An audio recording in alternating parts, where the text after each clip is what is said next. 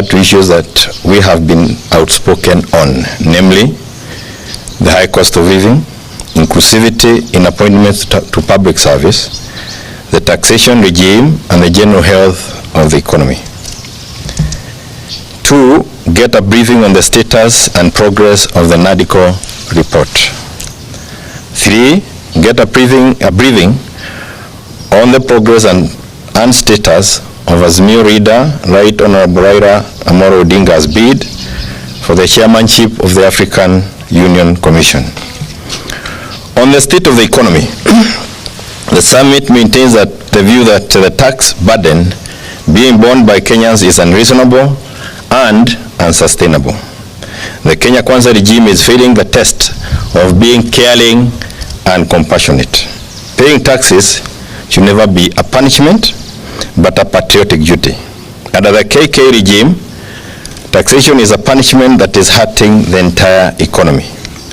We remain opposed to the 16% tax on petroleum products. We remain opposed to the housing tax and its colonial undertones that make it look like the infamous hut tax of the colonial era. We are deeply opposed to the high pay rates that Kenyan workers are being forced to endure. We remain opposed to the subjection of the retiree pensions to taxation. We also remain opposed deeply to the idea of subjecting farm produce to taxation.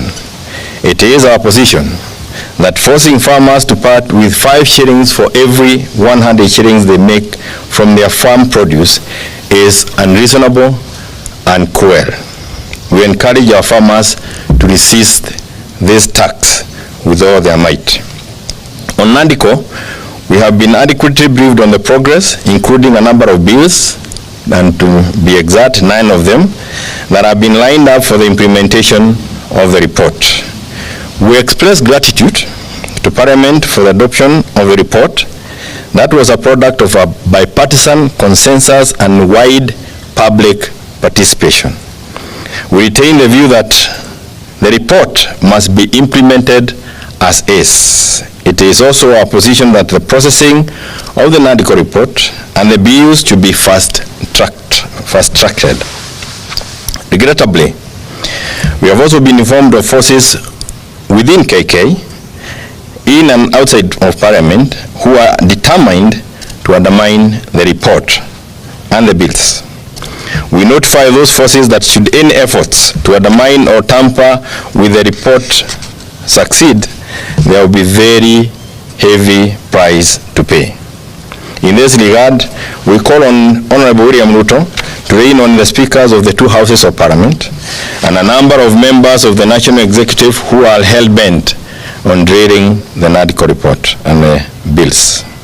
Those leaders have clearly demonstrated a determination to delay, and even kill the NADCO report, which is a negotiated document that pulled the country out of the hostilities to the peace that obtains today.